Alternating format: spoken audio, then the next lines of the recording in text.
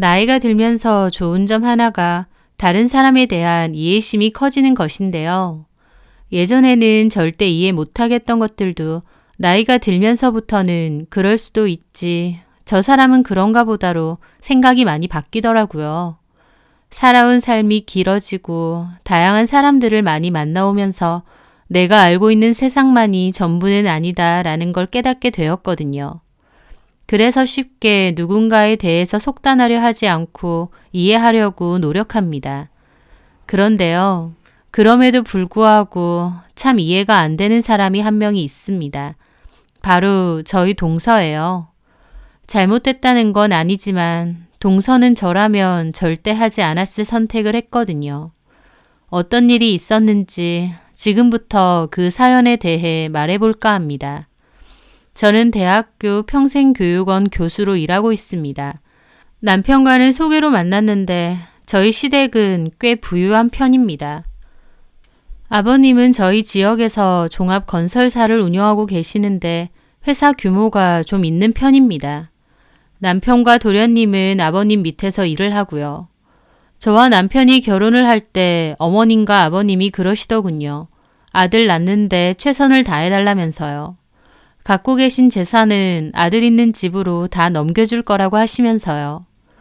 솔직히 어른께서 하시는 말씀이니까 네 했지만 저는 좀 시큰둥했습니다. 성별을 제가 정하는 것도 아니고 아들이면 어떻고 딸이면 또 어떤가 싶기도 했거든요. 게다가 저나 남편도 나이가 좀 많다 보니 임신 자체가 잘 될지 염려되기도 했고요. 저도 무리해서까지 아이를 낳고 싶은 마음은 없었습니다. 그건 저희 남편도 같았어요. 원래 다른 일을 하고 싶었는데 아버님의 성화로 아버님 밑에서 일을 하는 거라고 했습니다.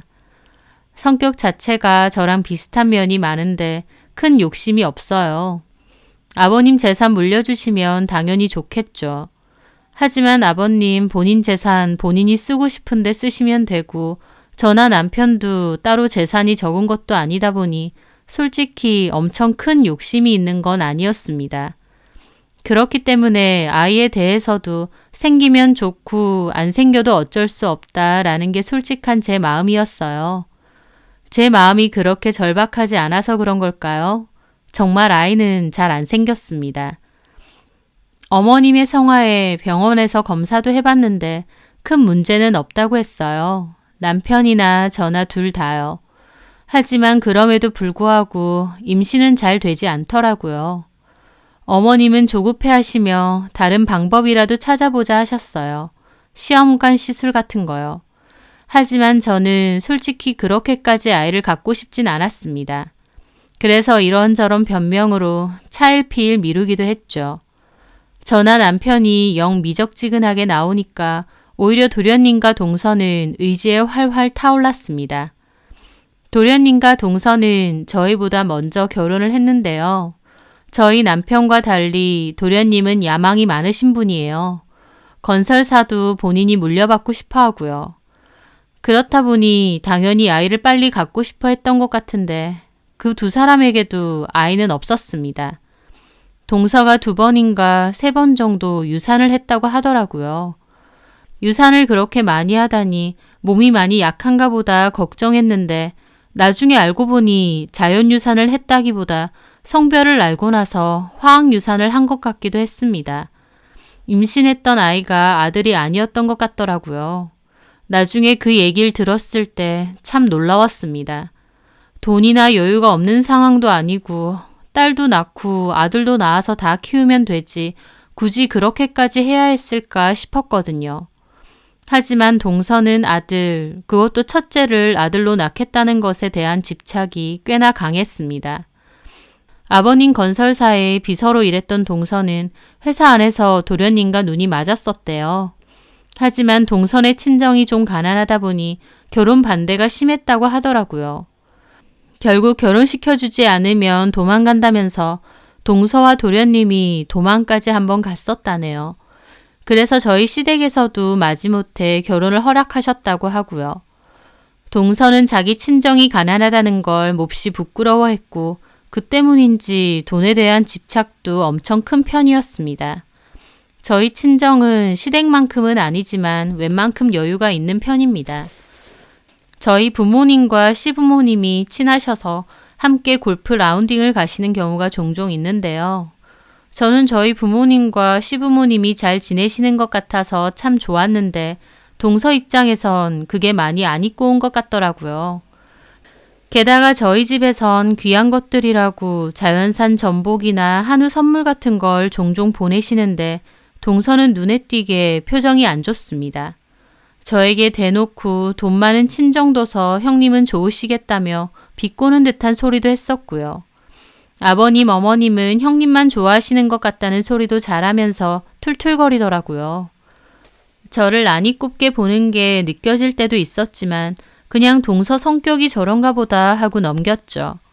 하여튼 동서는 반드시 아들을 낳겠다는 의지가 대단했어요. 저희 남편 말로는 재수 씨가 우리보다 먼저 아들을 낳고 싶어하는 마음이 큰 것 같다고 하더라고요. 저한테 지고 싶지 않은 마음도 있는 것 같았죠. 솔직한 말로 저는 별로 관심도 없습니다.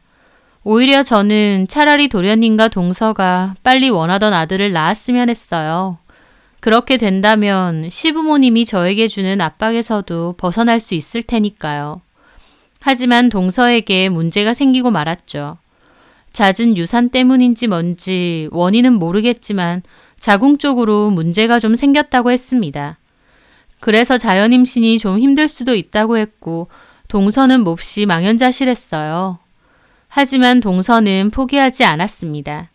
반드시 이 집안의 첫째 손자를 낳겠다는 의지가 여전했죠. 몸에 좋은 것도 악착같이 먹고 하고 다녔고요. 클리닉도 열심히 다녔습니다. 어머님 말로는 어디 기도도 드리러 간다고 하더라고요. 하지만 동서의 마음과 달리 아이는 잘 안 생기는 듯 했고 동서도 많이 지쳐 보였습니다. 그러던 어느 날이었어요. 도련님이 맡아서 하던 건설 사업 때문에 도련님과 동서는 좀 떨어진 지방에서 1, 2년 정도 살다 와야 했습니다. 원래는 저희 남편에게 먼저 제안을 하셨는데 제 직장도 그렇고 남편도 거절했거든요. 아버님께 잘 보일 기회라고 생각했던 도련님과 동서는 냉큼 자기들이 내려간다고 하더라고요. 저나 저희 남편 입장에선 대신 가준다고 하니 고마울 따름이었죠. 그렇게 얼마간의 시간이 흘렀고 명절이 다가왔었습니다. 저와 동서는 시댁으로 가서 명절 준비를 도왔어요. 그런데 동서는 집에 오는 순간부터 표정이 몹시 안 좋더라고요. 혹시 어디가 아프냐 물었는데 아무것도 아니라고 했습니다. 그렇게 차례도 지내고 가족끼리 다 둘러앉아 잠시 쉴 때였어요. 저는 전화통화할 게 있어서 잠깐 그곳을 빠져나와 정원 뒤편으로 갔습니다. 그런데 누군가 싸우는 소리가 들리는 거예요. 뭐지 싶어서 다가가니 도련님과 동서더군요. 아까부터 안 보인다고 싶었는데 여기에서 싸우고 있었던 겁니다.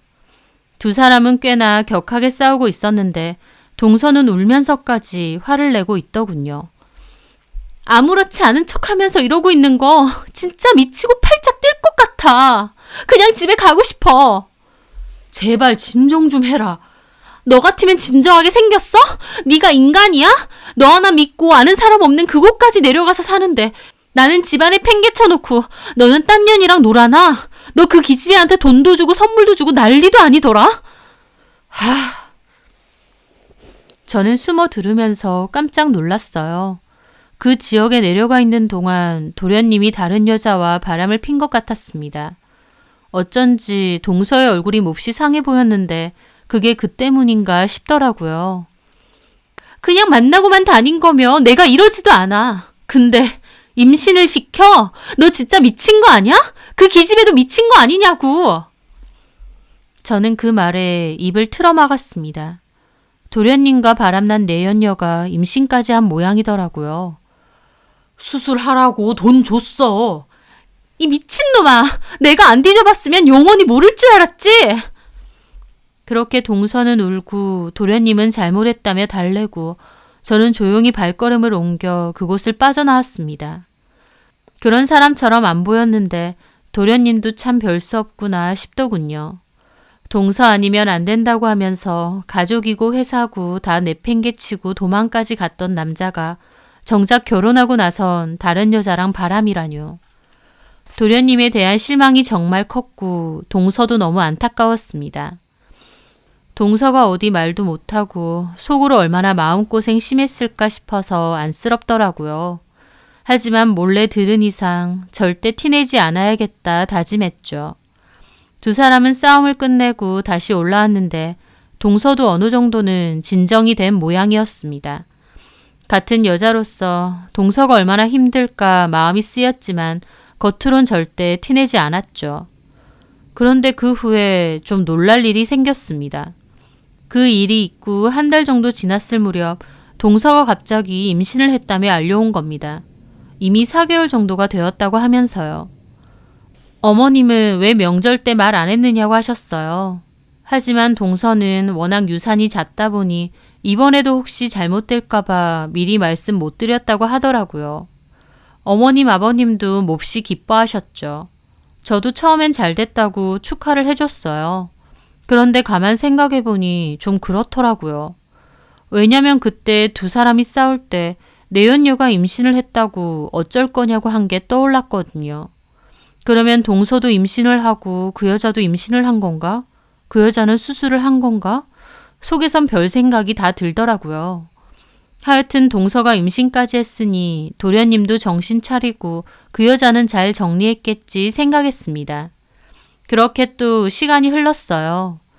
동서는 그 전에 유산도 여러 번 있었고 몸이 약하다 보니 거의 외출 없이 집에만 지낸다고 했습니다.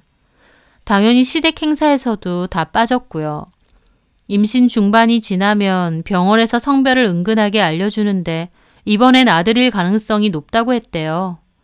그 말에 저희 어머님 아버님 엄청 좋아하시고 절대 어디 다니지 말고 집에서 안정하라며 동선의 집으로 온갖 좋은 것들은 다 보내주셨어요.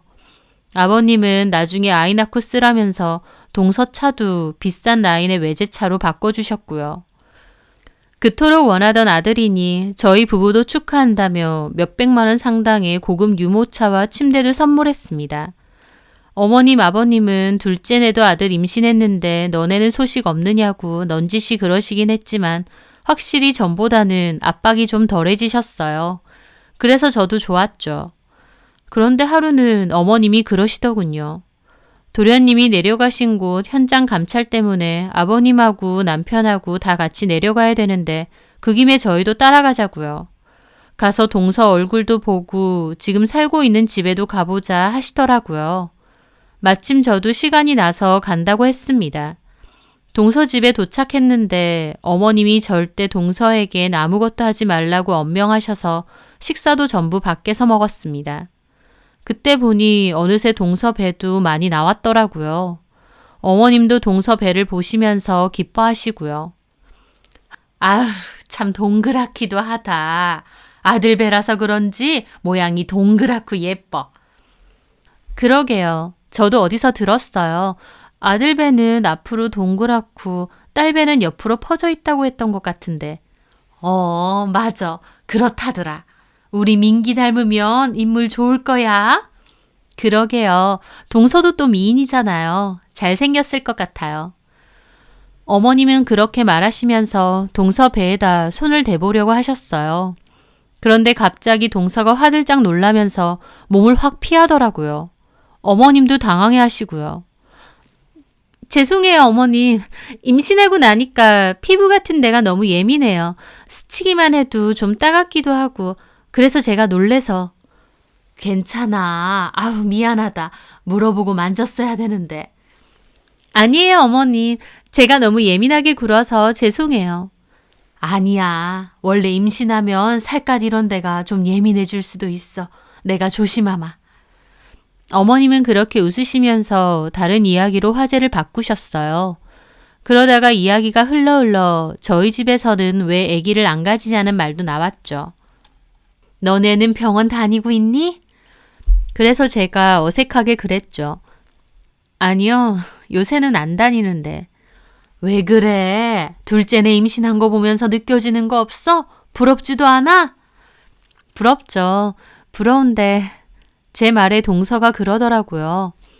형님, 더 늦으시면 노산돼서 진짜 아기 갖기 힘드실 수 있어요. 동서가 갑자기 얄밉게 말하더군요. 그래서 저도 웃으면서 말했어요. 괜찮아, 동서. 나는 내일 당장 임신해도 어차피 노산이야. 그 말에 동서는 깨르르 웃더라고요. 형님은 말씀도 재밌게 하셔.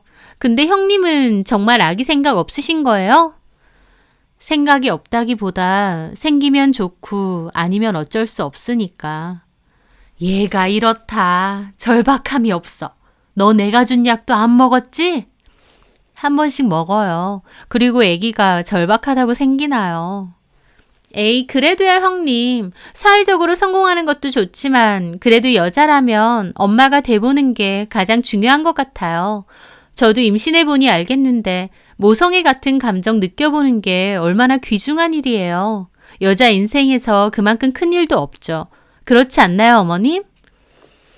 그 말에 어머님은 기특하게 얘기하시더라고요. 맞아. 자식이라는 게 얼마나 귀중하고 중요한 건데.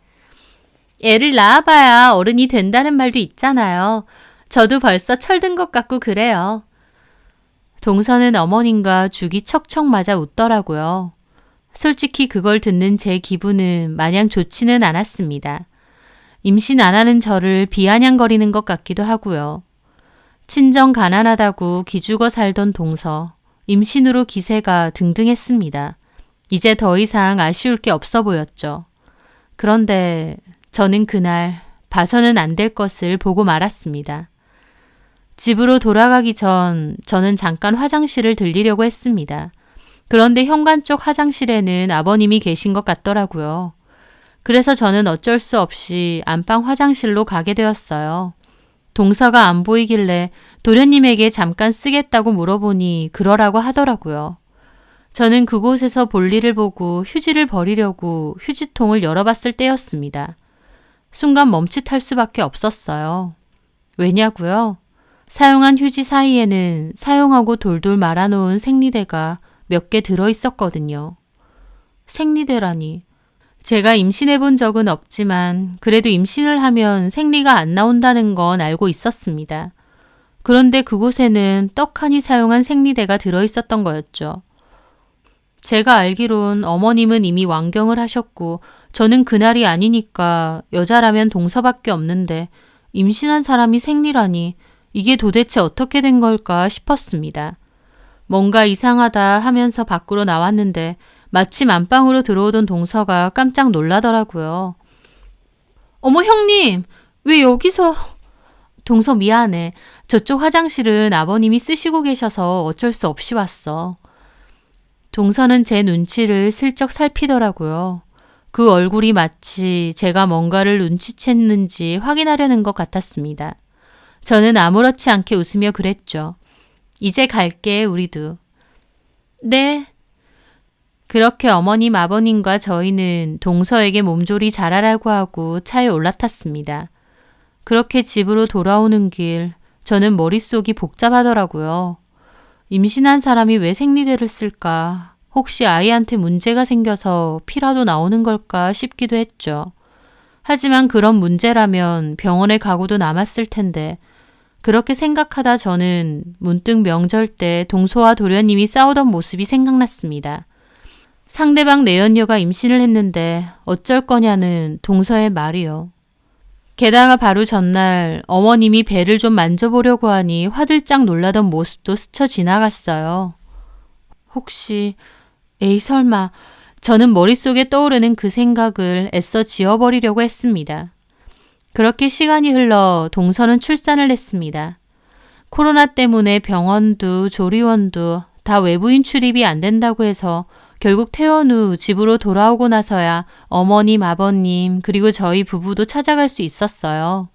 손자를 안으신 어머님, 아버님 입이 귀에 걸리시고 어머님은 동서내로 따로 일하는 사람 붙여줄 테니 몸조리 잘하라고 육아에만 신경 쓰라고 하셨습니다. 저도 방에서 쉬고 있는 동서에게 말했죠. 동서 정말 축하해. 도련님이랑 많이 닮은 것 같아. 그쵸? 고생 많았어. 몸도 약한 사람이. 애기 낳고 나면 몸 많이 안 좋아지잖아. 몸 관리 잘해. 찬물 같은데 손 절대 씻지 말고. 저는 동서를 위해서 한 말인데 제 말에 동서는 픽 하고 웃더라고요. 왜 웃어? 아니요, 형님. 그렇게 말하시니까 꼭 애 먼저 낳아보신 분인 것 같아서요. 솔직히 형님은 잘 모르시잖아요, 그런 거. 그 말에 저는 빈정이 확 상하더라고요. 안 좋은 말도 아니고 자기 걱정해서 하는 말인데.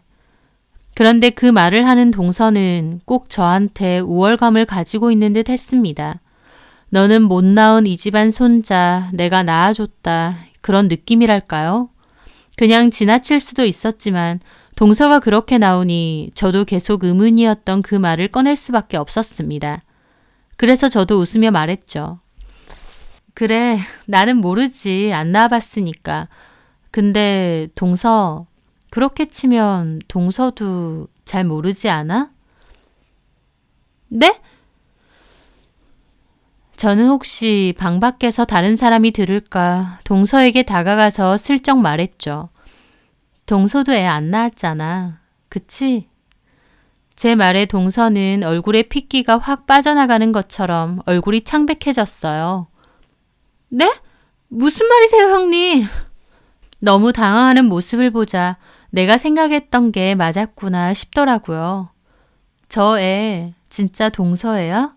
도련님 앤 건 맞는데 동서애는 아니지? 동서는 막 주변을 살피며 그러더라고요. 형님, 어떻게 하셨어요? 그 순간 진짜 맞구나 싶었습니다. 제 예상이요. 실은 전에 명절 때 동서랑 도련님이랑 싸우는 거 우연히 들었거든. 뭐 도련님한테 여자가 있다면서 그 여자가 임신했다고. 근데 그 후에 동서가 갑자기 임신을 했다고 했잖아. 그런가 보다 했는데 실은 전에 동서 집 왔을 때 휴지통에서 그걸 봤어. 생리대. 제 말에 동서도 몹시 당황하더라고요. 혹시나 했는데 맞구나. 동서는 눈을 꽉 감더니 한참이나 아무 말이 없었습니다. 그러더니 말문을 열더군요. 맞아요. 그 여자예요. 처음엔 지으라고 했는데 아들이라고 하더라고요. 그래서 낳아달라 했어요.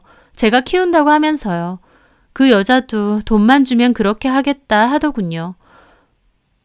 다른 사람한텐 이런 사실 안 알리고 싶어서 제 배에다가 임신 모형 쿠션까지 넣어가면서 연기한 거고요.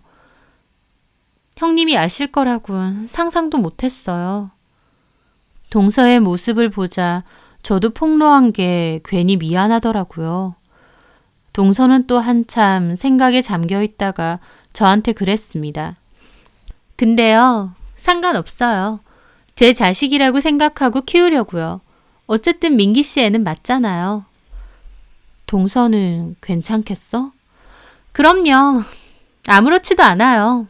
어머님, 아버님, 손자 아니면 다 필요 없다고 그러시고 손자 낳는 자식한테만 재산 물려주신다고 하는데 제가 낳지 않은 게 무슨 대수겠어요. 저 보란 듯이 저 애 잘 키울 거예요. 그러니까요, 형님. 형님도 모른 채 해주세요. 저는 고개를 끄덕였습니다. 말할 생각도 없어. 솔직한 말로. 어머님, 아버님이 아신다고 해도 달라질 것도 없을 것 같아. 결국 도련님 애인지 아닌지가 중요하실 테니까. 그렇겠죠. 저도 그렇게 생각해요. 민기 씨 아들인 게 중요하지. 제 아들인 게 중요하진 않으시겠죠. 하지만 저도 제 자리는 지켜야겠어요. 괜히 그 핑계로 그 내연녀를 제 자리에 앉힐 순 없잖아요. 그 말을 하는 동서는 비장하게 보이기까지 했습니다. 결국 어떤 방법으로든 손자를 어머님 아버님께 안겨드리는 것이 동서의 목적인 듯 했어요. 동서도 이렇게 되길 원한 건 아니겠지만 그 여자가 임신했고 아들인 걸 안 이상 이렇게 하는 게 최선이라고 생각했던 것 같습니다. 동서는 임신이 어렵고 그 여자는 이미 도련님의 아이를 임신했으니까요. 그럼에도 저로서는 동서의 선택이 이해가 안 되긴 합니다. 저라면 남편이 밖에서 다른 여자와 애를 가져왔더라면 뒤도 보지 않고 이혼할 것 같거든요. 더더욱 남편이 밖에서 낳아온 애를 키울 생각도 없고요. 내 눈앞에서 외도의 결실을 보고 있는 건데 그 아이를 내 아이처럼 키울 자신도 없습니다. 저라면 그렇게 했을 것 같아요. 시댁이 아무리 잘 살아도 그렇게 해서 나중에 얻어지는 게 있다 해도요. 하지만 그건 제 생각일 거고 동서 생각은 다르겠죠. 동서의 선택을 이해하진 않지만 그렇다고 비난하거나 다른 사람에게 폭로해서 곤란하게 만들고 싶지도 않습니다. 그런 선택을 했고 그 아이를 키우며 지켜보고 힘든 마음까지 감내해야 할 사람은 결국 동서니까요. 저는 그 일을 묵인하기로 했고 동서는 아이를 키우며 잘 지내고 있습니다. 진짜 마음으로 자식이라고 받아들인 건지 아니면 재산을 받아야 하니 그 목적으로 마음을 누르고 있는 건지는 알 수 없지만요. 세상에는 다양한 사람들이 있고 그 사람들은 저마다 원하는 바가 있겠죠. 내가 이해가 안 된다고 해도 누군가를 쉽게 비난할 자격은 없다고 생각해요. 내가 그 상황이 돼보지는 않았으니까요. 이해가 안 되면 그냥 그대로 받아들이면 되는 것 같습니다. 어찌 보면 동서도 피해자일 수도 있기에 이왕 받아들이기로 한 거 좋은 마음으로 받아들여서 지냈으면 해요. 그렇게 하는 게 아이에게도 좋을 것 같으니까요. 제 사연 들어주셔서 감사합니다.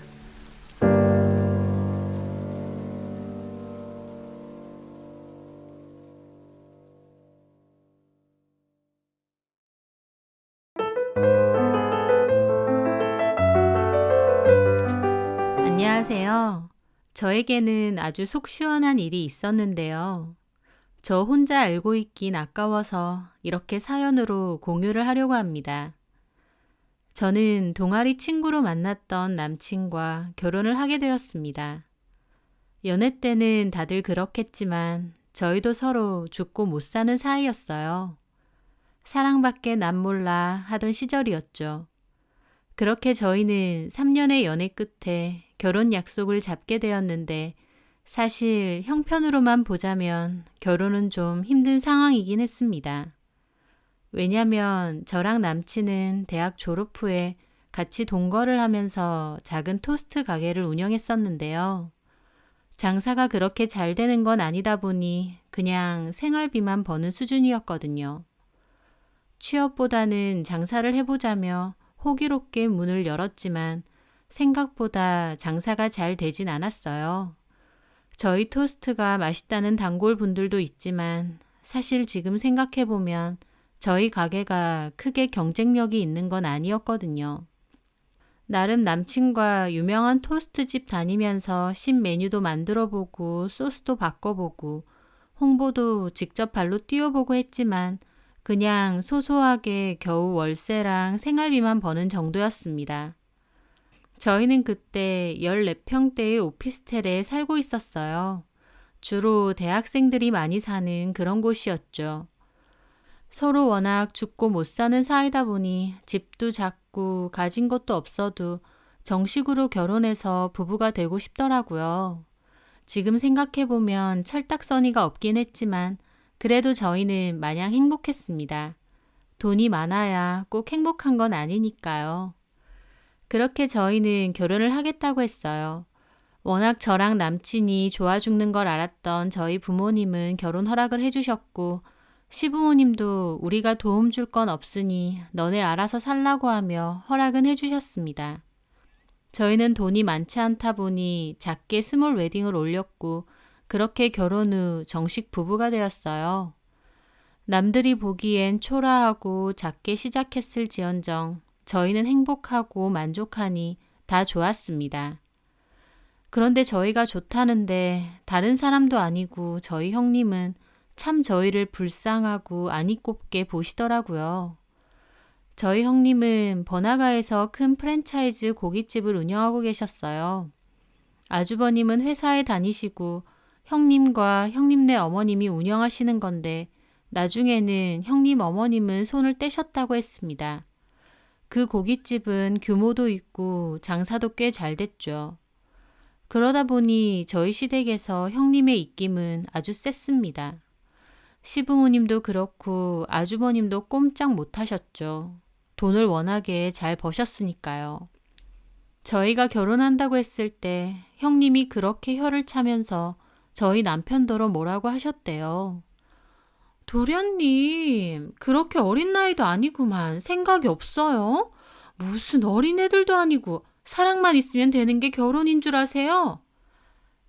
저희 형편껏 알아서 작게 시작할 건데요, 뭐. 이렇게 세상 물정을 모르셔. 작게 시작하면 계속 그렇게 작게 사시는 거예요. 도련님도 그렇고 결혼한다는 그 여자친구도 그렇고 어쩜 둘 다 그렇게 똑같을까? 저희 남편은 기분은 너무 나빴지만 그래도 형수님이니까 그냥 꾹 참았대요. 막말로 돈이라도 척척 보태주면서 입대는 거면 말도 안 합니다. 아주버님이 그래도 동생 결혼한다는데 돈이라도 좀 보태주자 했는데 형님은 우리가 부모야? 돈을 왜 보태줘? 우리 결혼할 때 도련님은 한 푼이라도 보태준 거 있어? 그랬대요. 아주버님과 형님 결혼할 때 저희 남편 고등학생이었습니다. 그런데 뭘 보태주고 말고 하나요? 딱히 도움 주는 것도 없으면서 돈도 없이 결혼한다며 남친더러 고생길이 훤하다면서 엄청 잔소리는 많이 하셨대요. 저한테는 아무 말 안 했냐고요? 아니요. 그럴 리가요. 동서될 사람인 저한텐 더 했죠. 결혼 전에 남친네 집에 놀러 갔었는데 주방에 있는 저에게 다가와서 그러더라고요. 미성 씨, 아니, 이제 결혼하기로 했으니까 동서라고 해야 되나? 편하게 부르세요. 저는 그래도 형님이다 보니 잘 지내고 싶었습니다. 하지만 형님은 저를 보며 혀를 끌끌 차더라고요. 아, 동서. 내가 동생 같아서 하는 소린데 그 웃는 얼굴도 얼마 못 가겠다. 네? 왜 그렇게 철이 없어? 어떻게 보면 우리 도련님이나 동서나 참 천생연분이긴 해. 뭐가요? 돈도 없이 그 코딱지만한 집에서 신혼 시작할 거라며. 둘이서 운영하는 그 토스트 가게인가 뭔가는 월세 내기도 빠듯하고. 저는 뭐라고 말해야 될지 모르겠더라고요. 그래서 그냥 어색하게 웃으면서 그렇긴 한데 같이 살면서 열심히 벌면 될 것 같아요. 아이고, 참 팔자 좋은 소리 한다. 가난이 문으로 들어오면 사랑은 창문으로 나간다는 소리가 있어. 분명히 구질구질하게 살 텐데 동선의 부모님은 괜찮으시대? 딸이 그러고 살아도? 저는 형님이 왜 저에게 저런 말을 하는지 이해가 되지 않았습니다. 기분도 엄청 나빴고요. 나중에 남친에게 듣기로는 형님도 처음 결혼할 때 많이 가난했대요. 아주버님도 돈이 별로 없었으니까요. 그런데 형님이 친정 어머니랑 의기투합해서 고깃집을 열었고 생각보다 장사가 엄청 잘 됐대요. 그러면서 점차 규모도 늘려간 거고요. 갑자기 돈을 엄청 잘 벌게 되면서 돈 없는 걸 엄청 무시하고 괄시하는 성격으로 변했다는 겁니다.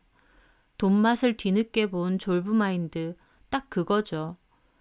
저는 그냥 저희 알아서 잘 산다고 말씀드리고 말았어요. 아주버님하고 형님은 저희 결혼할 때 TV를 사주셨어요.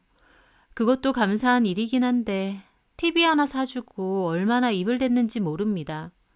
저희는 고맙다고 했는데 거기다 대고 그 코딱지만한 집에 이렇게 큰 TV가 필요한지 몰라. 나중에 이사 갈 거 생각해서라도 큰 거 사는 게 좋지. 이사 갈 수 있을지 없을지 모르지. 어쩌면 더 작은 집으로 가게 될지도 모르고. 꼭 저렇게 초치는 소리를 하더라고요. 좀 짜증났지만 그래도 그때까진 형님도 힘들게 사셨던 때가 있어서 우리가 걱정이 돼서 저러시나 보다 좋게 생각했습니다. 그렇게 저희는 결혼을 했어요. 넉넉지는 않았지만 그래도 참 행복했습니다. 같이 장사하고 장사가 끝나면 같이 정리하고 수고했다며 손을 꼭 붙잡고 집으로 돌아오고 장사가 잘 되는 날이면 기분 좋아서 맥주에 야식도 먹고 쉬는 날에는 같이 영화도 보러 가고 공원에 산책도 갔죠. 남들처럼 비싼 차, 고급 음식, 해외여행 그런 건 아니더라도 참 행복했습니다. 하지만 저희 가게 옆에 토스트 가게가 몇 군데 더 생기면서 저희 가게는 갈수록 장사가 안 되더라고요. 결국 저희는 고민 끝에 장사를 접기로 했죠. 남편과 저는 취업을 하기로 했어요. 하지만 쉽지는 않았습니다. 남편은 먼저 작은 중소기업에 취업을 했는데 저도 열심히 취업을 하려고 노력했지만 경력도 없는 데다 기혼인 여자라서 그런지 취업하기가 훨씬 힘들더라고요. 작은 소규모 회사조차도 연락이 잘 안 왔고 면접을 겨우 가도 제가 기혼이라고 하니 곧 임신하고 그만둘 거 아니냐며 안 뽑아주더군요. 남편도 월급이 많은 편은 아니라서 어떻게 해서든 나도 일을 해야겠는데 하던 찰나였습니다. 저희 얘기를 들은 형님이 그럼 자기 고깃집에서 일을 하라고 하시더라고요. 저는 솔직히 식당에서 일할 것 같으면 굳이 형님 내서 일 안 하고 다른 곳을 알아봐도 되지 않나 싶어서 처음엔 거절을 했습니다. 하지만 어머님도 그래도 가족이 운영하는 곳에서 하는 게 낫지 않느냐고 설득하시더라고요. 저도 생각해보니 계속 취업 자리를 찾긴 할 거라서 아예 모르는 사람보다 형님 가게에서 일을 하는 게 편의를 더 봐주지 않을까 싶었습니다. 면접이 잡히거나 하면 수시로 일을 빼야 했으니까요. 그렇게 저는 형님네 가게에서 일을 하기로 했어요. 가족이니까 형님께 누가 되지 않게 더 열심히 일해야겠다 싶어서 열심히 배우고 일했습니다. 같이 일하시는 다른 직원분들도 제가 애살이 있고 열심히 한다면서 예뻐해 주시더라고요. 그런데 정작 일하라고 제의를 주셨던 형님은 제가 식당에 나가는 내내 저를 몹시 고가워하셨어요.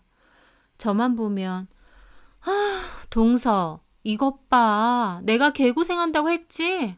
대학까지 나온 사람이 여기서 불판이나 닫고. 그럴 거면 대학은 뭐하러 나왔어. 등록금만 아깝게. 물론 아까울 정도로 좋은 대학도 아니긴 하지만. 저는 저더러 일하라고 해놓고 왜 저런 소리를 자꾸 하시는지 이해가 안 됐습니다. 제 딴에는 열심히 일하려고 하는데 그런 저를 오히려 좋게 보지는 않으시더라고요.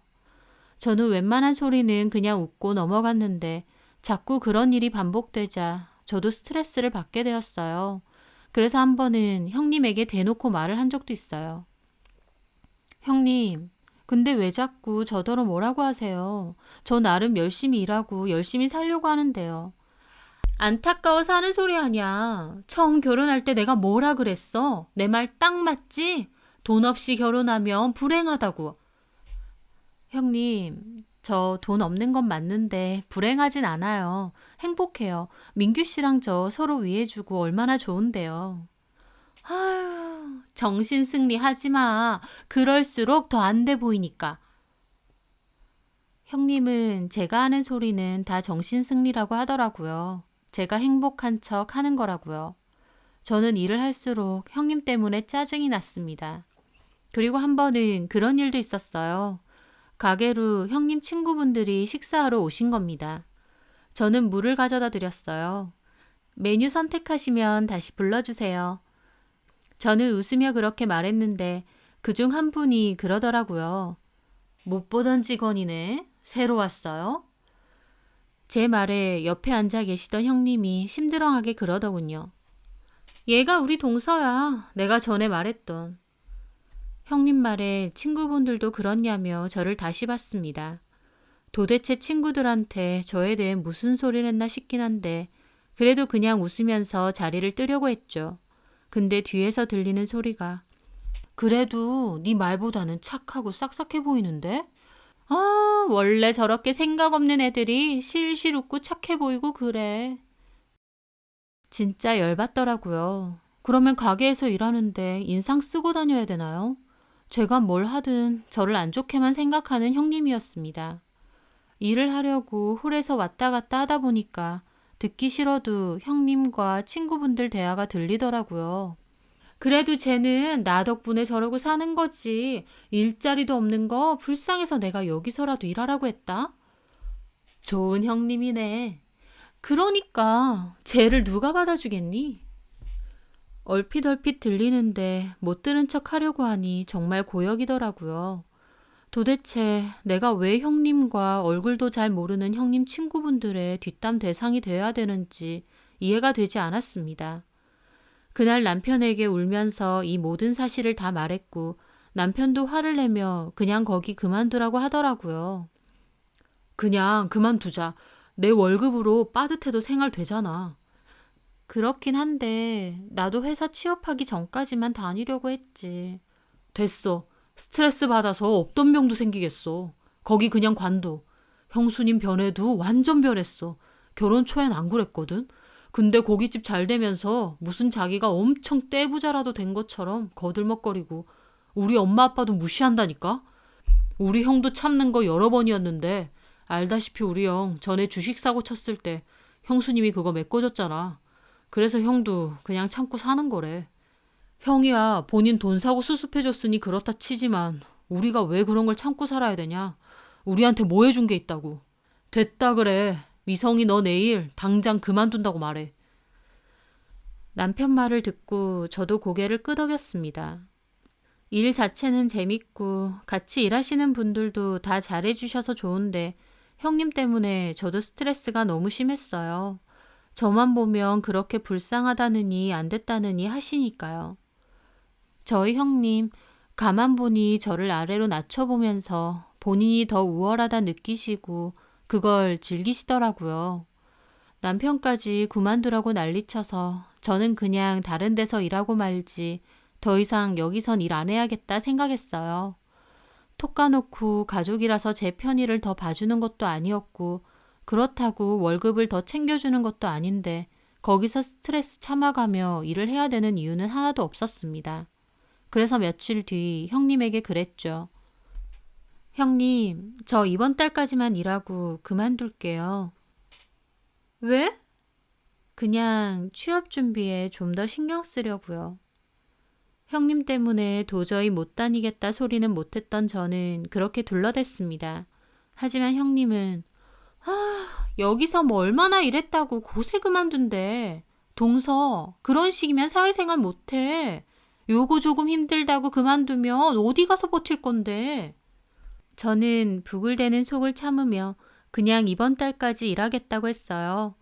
형님은 마음에 안 들어 하시면서 그러라고 하시더라고요.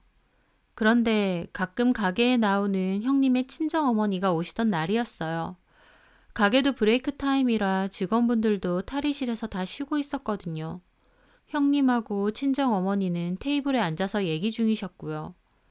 저도 쉬려고 탈의실에 앉아 있다가 은행 볼일 좀 봐야겠다 싶어서 지갑을 들고 나오던 참이었어요. 홀에서 형님하고 형님 어머니가 하시는 대화가 들리더군요. 그래서 이번 달까지만 하고 그만둔다고? 고작 4달이라고 간둔대. 저런 썩어 빠진 정신머리로 어디 가서 일을 해? 그러게 말이야. 다른 데 가서도 그러면 욕 처먹지. 저는 제 얘기를 하는구나 싶어서 확 기분이 언짢아졌어요. 그만두는 것도 저렇게 욕을 하나 싶었고요. 하지만 저러고 있는데 대놓고 지나가는 것도 좀 이상한 것 같아서 다시 못 들은 척 탈의실로 돌아가려고 했는데 멍청하고 생각 없어서 그렇지 뭐. 쥐뿔도 없으면서 결혼부터 덜컥 하는 것 봐.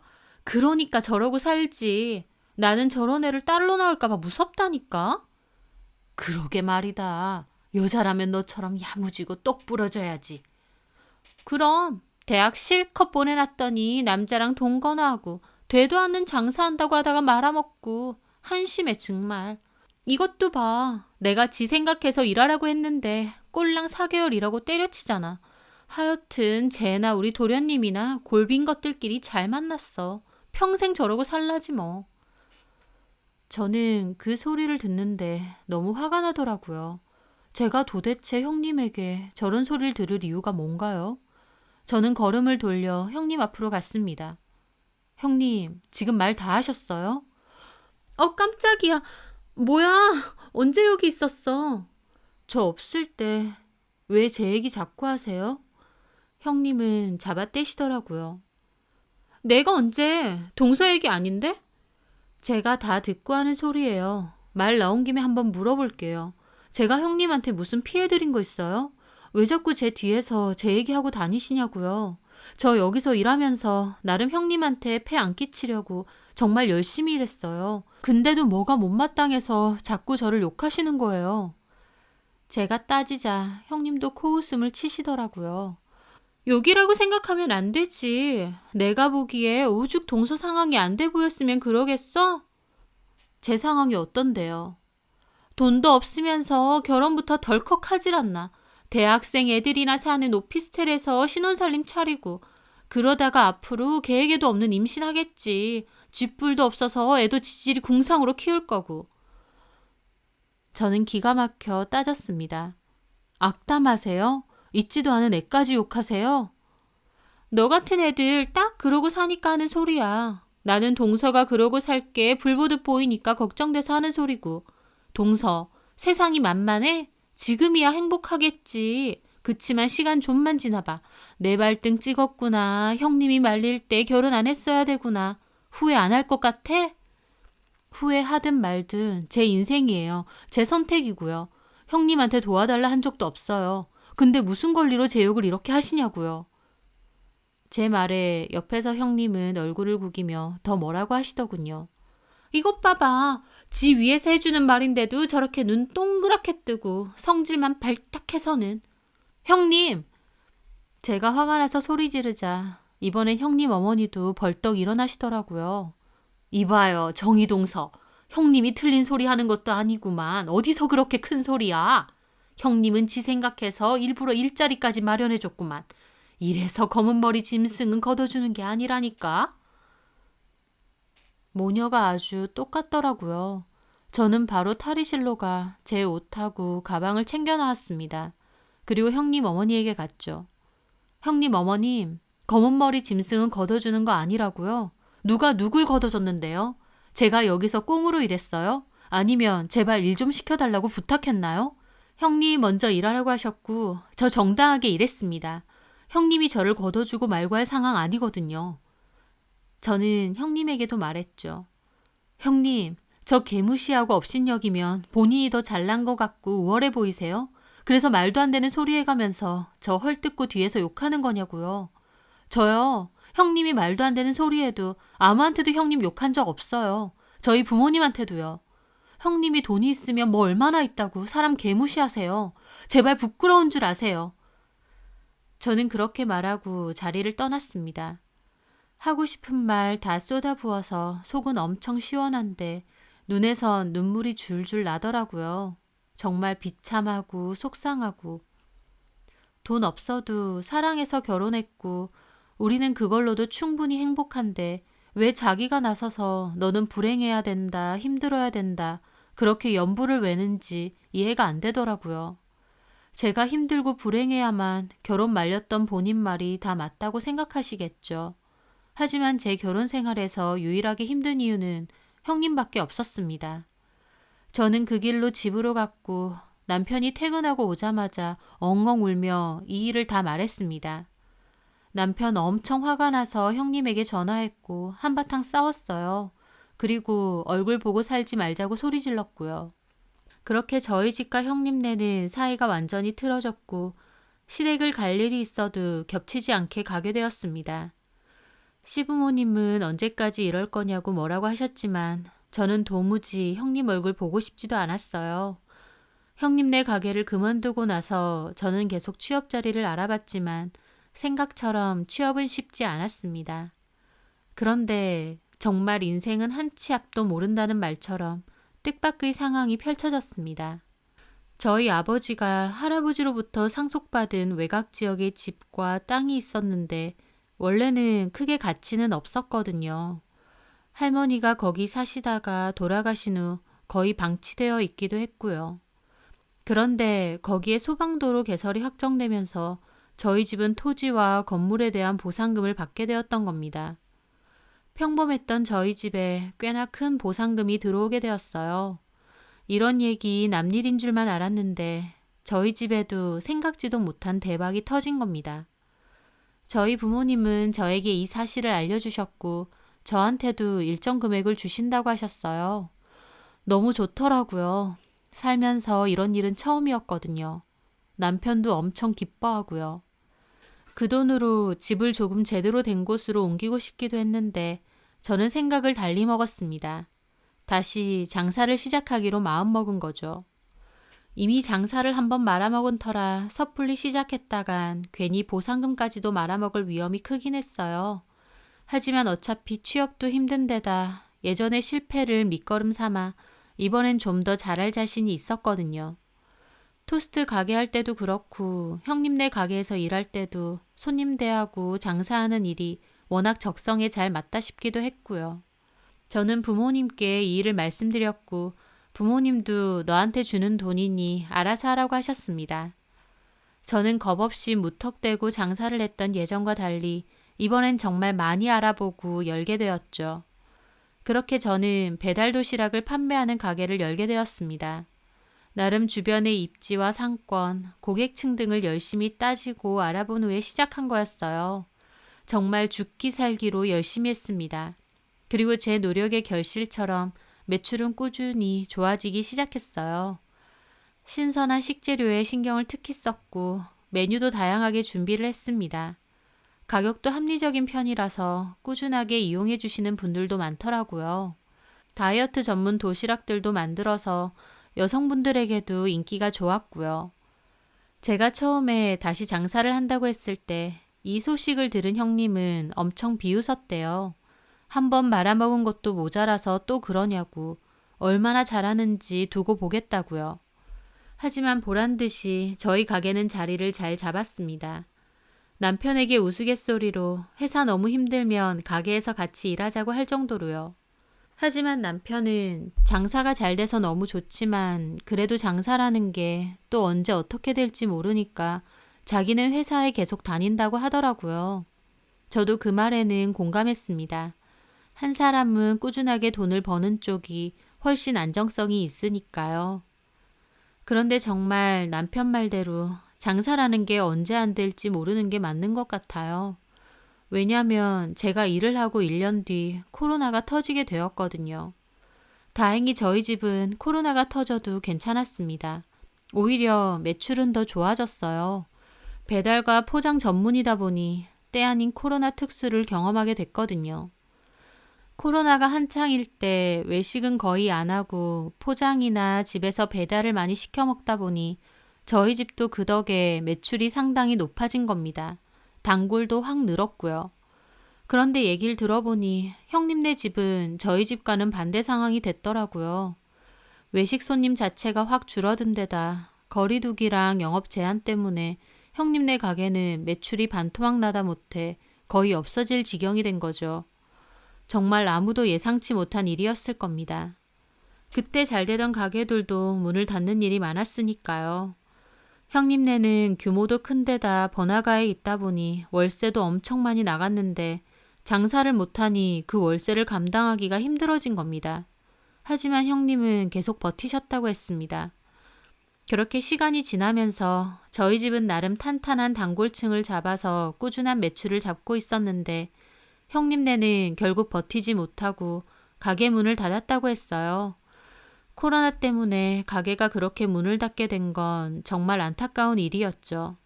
하지만 형님이 저에게 과거에 한 짓이 있기 때문에 형님 일은 전혀 안타깝지 않았습니다. 서로 연락 없던 기간 동안 형님과 제 상황이 아예 뒤바뀌게 된 겁니다. 사실 저도 하루하루가 너무 바빠서 형님네를 신경 쓸 겨를도 없었어요. 그런데 시댁에 갔더니 어머님이 얘기를 하시더라고요. 형님은 코로나가 금방 끝나지 않겠냐며 이 가게를 어떻게 여기까지 키웠는데 놓냐면서 월세만 내면서 계속 버텼대요. 그러다 결국 빚까지 생기면서 가게는 문을 닫았고요. 아주버님은 무역회사에 다니셨는데 무역회사다 보니 코로나 직격탄을 맞으면서 희망퇴직 명단에 결국 올랐다고 하더라고요. 형님은 우리 가족 다 죽게 생겼다고 어머님에게 하소연했대요. 당장 내야 될 대출도 많다면서요. 형님은 장사가 한창 잘 될 때 무리해서 이곳저곳에 투자도 많이 하셨는데 그것도 휴지 조각이 되었대요. 돈 잘 번다고 떵떵거리던 형님은 하루아침에 생활비조차 없어서 힘들어진 지경이 되었던 겁니다. 그러면서 어머님은 저희한테 형님네 좀 도와주면 안 되겠냐 하시더라고요. 어머님도 그때 형님이 저에게 했던 말들 다 아십니다. 그래서 저는 죄송하지만 그렇게는 안 될 것 같다고 말씀드렸어요. 저는 사람 아닌가요? 돈 없고 생각 없다고 그렇게 개무시할 때가 언젠데 이제 와서 도와주고 싶지는 않았습니다. 그날 저녁 어머님으로부터 그 얘기를 전해 들은 형님이 전화가 왔더라고요. 동서, 어머님한테 들었는데 참 사람이 너무하네. 뭐가요? 못 도와준다 그랬다며? 네. 가족끼리 진짜 1억이야? 우리 당장 내야 될 대출금도 있어서 생활비까지 빠듯할 정도인데 가족끼리 그 정도도 못 도와줘? 저는 그 말에 코웃음을 쳤습니다. 그 전까지 그래도 어머님이 저렇게 부탁을 하시는데 조금이라도 도와드려야 되나 싶었던 제 생각이 무색해질 정도더군요. 형님, 무식하고 생각 없어서 돈도 없이 결혼한 동서한테 돈은 왜 빌려달라고 하세요? 뭐라고? 형님이 그러셨잖아요. 잊으셨어요? 제가 그런 말들을 하루라도 잊은 적이 있는 줄 아세요? 다 제 가슴 속에 상처로 차곡차곡 남았거든요. 제 말에 형님은 아무런 말이 없더라고요. 그러더니 동서, 그건 이미 지난 일이잖아. 내가 그땐 그냥 동서 상황이 답답해서 한 소린데 그런 걸로 아직까지 꽁에 있으면 안 되지. 답답해서 하는 소리면 그렇게 사람 면전에 대고 무시하는 말 해도 되는 거예요? 무시했다니. 그건 동서 자격지심이야. 끝까지 미안하다는 사과 하나 없이 제 자격지심이라고 하더라고요. 아, 제 자격지심이구나. 근데요, 형님. 그렇게 쫄딱 망하셔서 어떡해요? 뭐? 천년만년 부자로 살 것처럼 떵떵거리시더니 형님 왜 그렇게 되셨어요? 돈도 없고 빚만 쌓이고 거기다가 아주버님은 곧 퇴직까지 하셔야 된다면서요? 형님, 그러고 살아도 괜찮아요? 야, 너 말 다 했니? 형님은 소리를 확 지르시더라고요. 하지만 저도 얼마나 당한 게 많았게요. 형님은 부들부들 거리면서 소리를 지르시더라고요. 너 요새 돈 좀 번다고 눈에 뵈는 게 없어? 그러다가 쇠되는 거 한순간이야. 아, 형님처럼요? 뭐라고? 형님, 이런 데서 발끈하시면 그건 형님 자격지심인 거예요. 그쵸? 야, 너 말이면 다야? 뭐 이런 게 다 있어. 형님, 저한테 부탁하지 마세요. 형님 같으면 돕고 싶겠어요? 이런 전화도 하지 마세요. 저희 이런 전화할 사이 아니잖아요. 저희는 앞으로 그랬던 것처럼 계속 남남처럼 살아요. 형님도 저희 부부 보면 멍청하고 한심하다면서요. 멍청하고 한심하면 안 보고 살면 되잖아요. 똑똑하시고 야물딱진 형님께서 알아서 잘 하고 사세요. 그럼 끊습니다. 저는 그렇게 전화를 끊었어요. 그리고 차단도 했죠. 형님 저한테 따지려고 다시 전화하신 것 같은데 제가 차단해 놓으니까 저희 남편한테 전화해서 따졌다더라고요. 하지만 저희 남편도 형수님 그러는 거 아니라면서 형수님 돈 잘 벌 땐 개무시하고 우리 깔보더니 아내가 틀린 말 했느냐고 도리어 뭐라고 하고 전화 끊었대요. 그 일로 아주버님한테까지 푸닥거리 제대로 한 모양인데 아주버님도 질려서 제발 좀 그만하라고 하셨다더군요. 아주버님도 저희 남편한테 전화해서 진짜 같이 살기 힘들다며 하소연했고 형님은 자기가 돈 못 벌고 어려워지니 갈라서자는 거냐면서 또 아주버님하고도 싸우고 하여튼 정말 엉망진창이었습니다. 형님 입장에선 자기가 돈 없어지니 아주버님이 변했다고 생각하시겠지만 지켜본 바로는 아주버님도 정말 많이 참으신 거거든요. 돈 좀 번다고 시댁 식구들 무시하고 남편인 자기도 무시했으니까요. 저는 형님 같은 사람을 영원히 이해하지 못할 것 같습니다. 톡 까놓고 자기가 돈을 벌면 얼마나 잘 번다고 가족들을 그렇게 무시하나요? 다른 사람 무시하고 꼽주면 본인의 위치가 올라가나요? 저희 보고 한심하다고 손가락질하면 본인은 더 대단해지는 건가요? 사람 일 어떻게 될지 아무도 모르는 건데 저희 부부 한심하다고 그렇게 비웃을 땐 언제고 결국 본인도 본인이 제일 한심하다 느끼는 돈 없는 상태가 되었잖아요. 하지만 저희 형님 같은 사람은 영원히 모를 겁니다. 다른 사람한테는 상처를 줘도 본인이 받는 상처에는 벌벌 떠는 그런 사람이니까요. 그리고 형님이 그렇게 살아왔기 때문에 결국 힘들 때 손 내밀어 줄 사람도 없는 거고요. 어찌됐든 저도 더 이상 신경 끄고 살려고요. 없이 산다고 무시하고 깔보는 거, 그거 진짜 가족이라고 생각 안 하거든요. 저는 제 가족에게 잘하면서 그렇게 살려고 합니다. 똑똑하시고 똑 부러지는 우리 형님, 어련히 알아서 잘 사시길 바랄게요. 기나긴 제 사연 들어주셔서 감사합니다.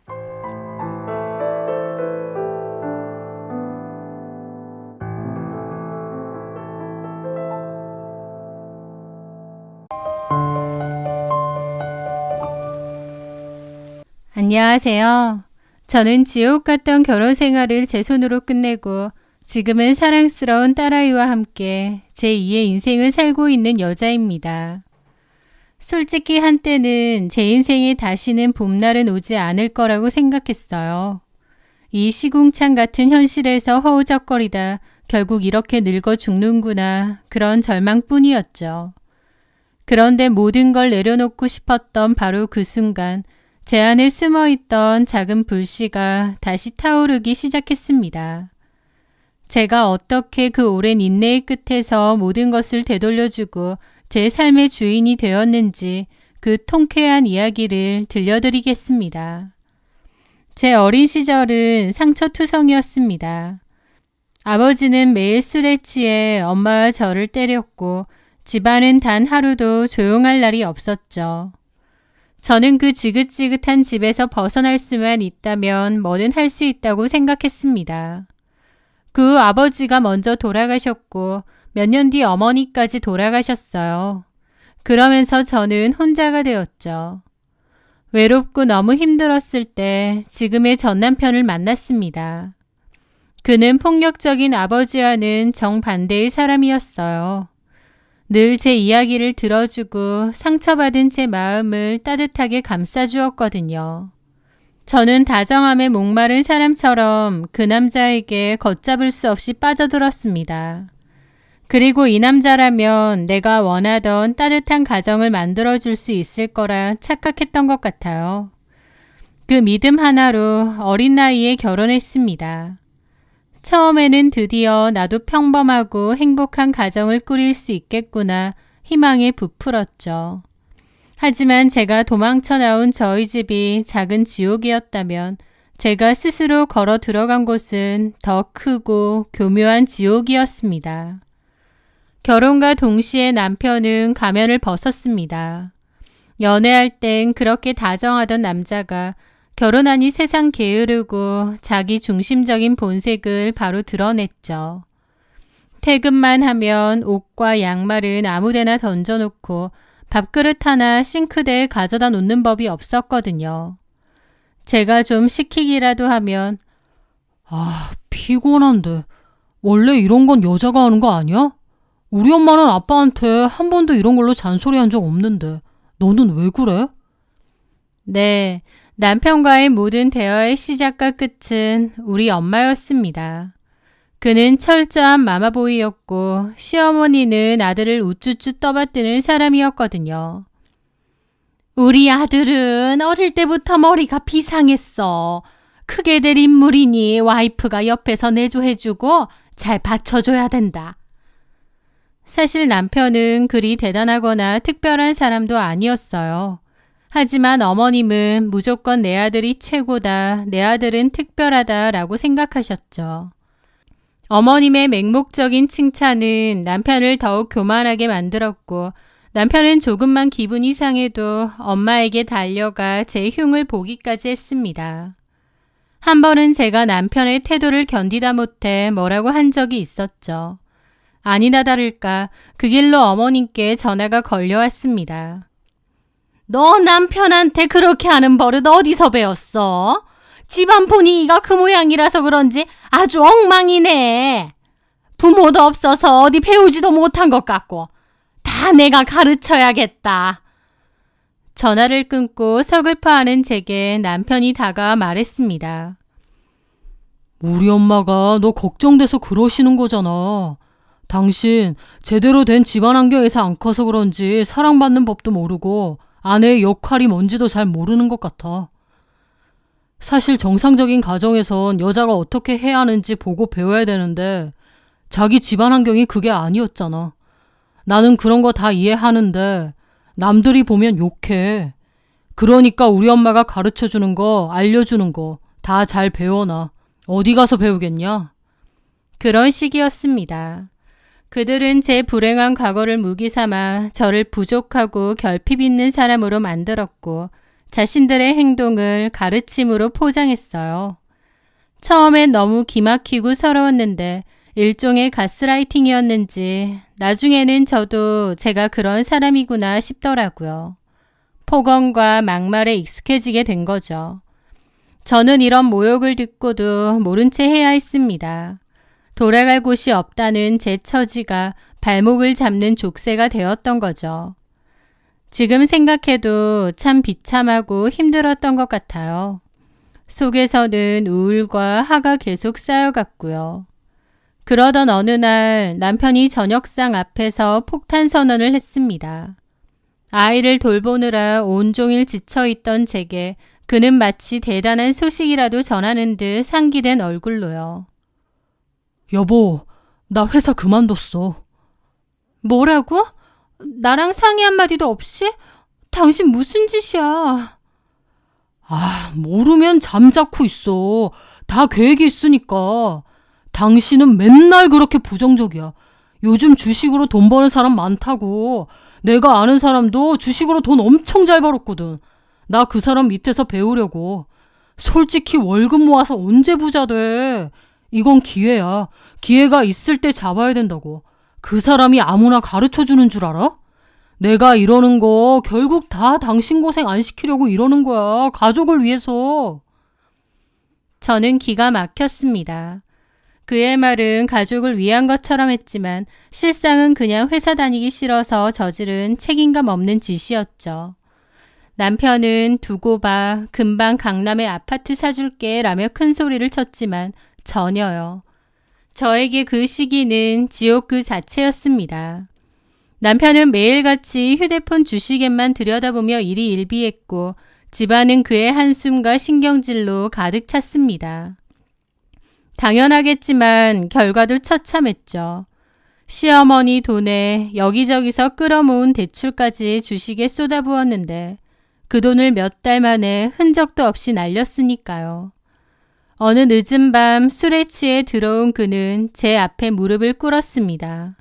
그리고 고백한 빚은 무려 3억 원이었습니다. 순간 세상의 모든 소리가 사라지는 기분이었습니다. 눈앞이 캄캄해지더군요. 도대체 무슨 생각으로 이런 짓을 벌였나 싶고요.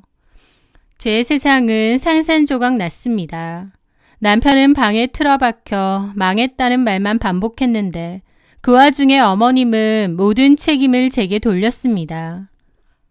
네가 옆에서 부축이니까 내 아들 인생이 이 꼴이 된 거 아니야. 이래서 사람이 잘 들어와야 되는데 네가 너무 박복하다 보니 내 아들까지 저렇게 된 거다. 그리고 너는 아내가 돼서 남편이 잘못된 길로 가면 뜯어 말렸어야지. 대체 뭘 한 거니? 아이고, 팔자 드생게 들어와서 집안을 다 말아먹네. 그러면서 제 탓으로 돌리는 거예요. 단 한 사람도 제게 미안해하지 않았고요. 남편은 여전히 방구석 폐인이었고 어머님은 틈만 나면 저를 들볶았습니다. 어느 순간 정신이 번쩍 들었습니다. 이 집에서 나와 내 아이를 구할 사람은 나 자신밖에 없구나라는 것을요. 품에 안긴 아이의 숨소리를 들으며 이를 악물었습니다.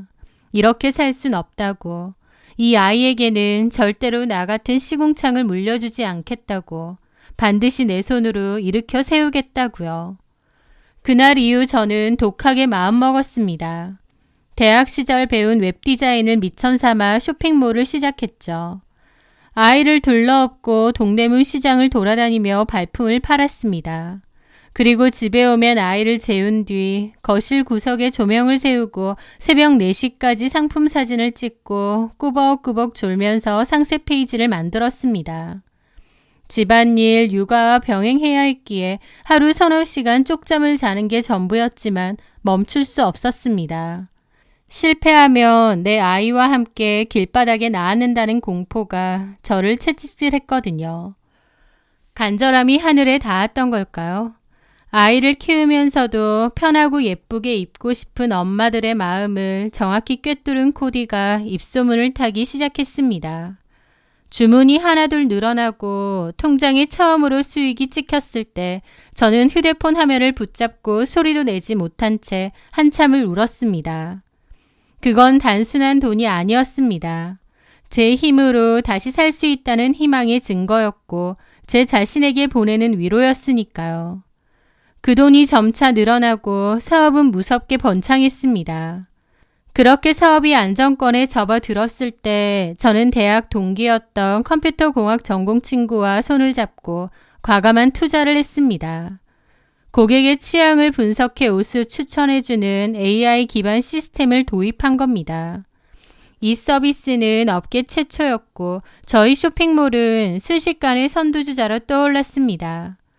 마침내 남편이 남긴 빚 3억 원을 모두 갚는 날이 왔습니다.